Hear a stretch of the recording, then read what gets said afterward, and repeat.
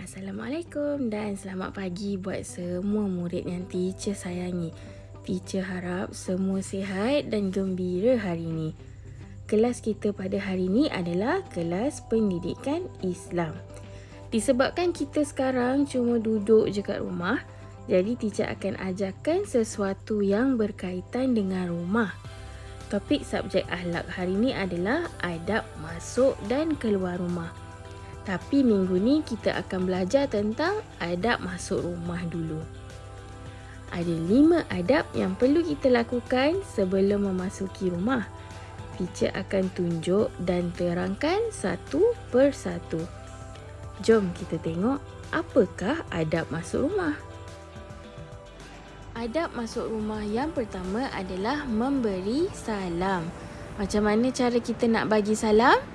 Caranya adalah dengan menyebut Assalamualaikum. Sebelum kita nak masuk rumah kita sendiri ke, ataupun kita nak pergi melawat rumah orang lain pun, kita perlu bagi salam pada orang yang ada dekat dalam rumah, supaya mereka tahu kita ada dekat luar rumah. Tak adalah nanti orang yang dalam rumah terkejut kita tiba-tiba je masuk rumah. Kalau rumah tak ada orang, kita kena bagi salam tak? Contohnya, kita satu keluarga pergi kedai. Bila kita balik, mestilah tak ada orang dekat rumah kan? Jadi, perlu tak kita bagi salam sebelum masuk? Walaupun tak ada orang, kita disunatkan untuk bagi salam juga tau. Adab masuk rumah yang kedua adalah mengetuk pintu. Kita kena ketuk pintu sebelum masuk ke rumah, sebab ketukan kita tu boleh menjadi amaran dekat orang dalam rumah yang kita ada dekat luar dan kita nak masuk dalam. Tapi bila kita ketuk pintu rumah, jangan pula kita ketuk sekuat hati. Kita ketuk tu cukup sampai orang yang dalam rumah boleh dengar ketukan kita tu pun dah cukup. Seterusnya, adab yang ketiga adalah membuka kasut. Kita kena buka kasut supaya kita tak bawa kotoran masuk ke dalam rumah. Kan dalam rumah kita nak beribadah seperti solat dan mengaji. Jadi kita kenalah pastikan rumah kita bersih.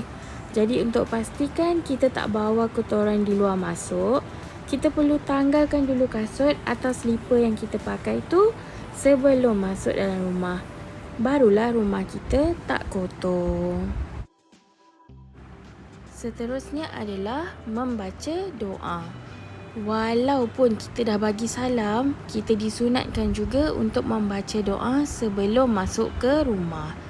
Tujuan kita baca doa sebelum masuk ke rumah adalah untuk meminta kebaikan dari Allah, bukan untuk diri kita je, tapi untuk orang yang berada di dalam rumah. Rasulullah sendiri pun suka baca doa sebelum masuk ke rumah. Jadi kita perlulah contohi baginda.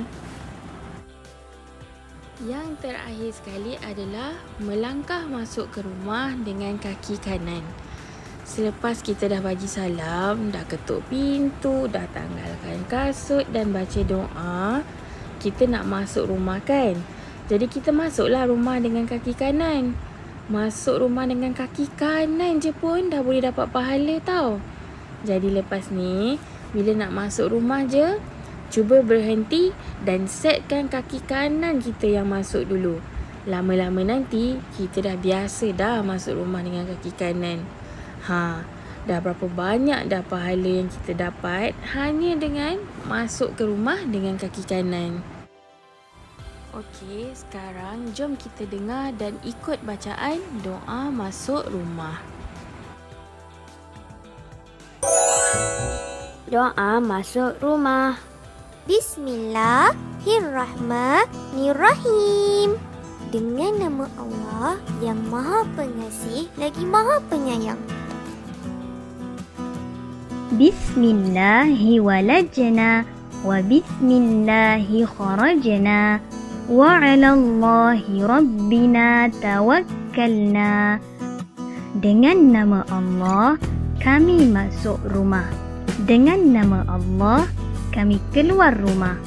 Dan kepada Allah Tuhan kami berserah diri. Jom kita baca sama-sama.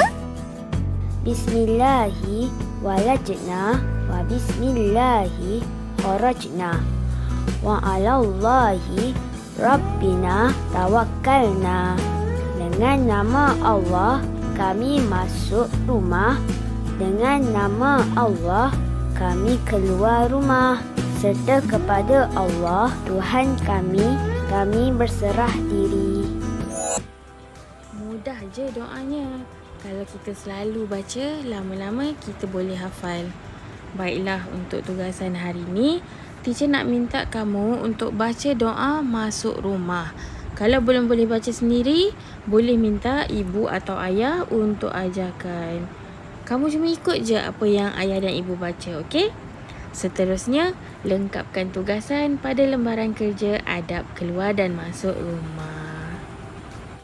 Baiklah, tamat pelajaran pendidikan Islam adab masuk rumah kita hari ini. Teacher harap kamu dapat melakukan adab-adab sebelum masuk ke rumah ni setiap hari. Bukan je kita boleh dapat pahala, kita juga akan disayangi sebab menghormati orang lain yang berada di dalam rumah. Baiklah semua, kita jumpa lagi next class. Bye-bye.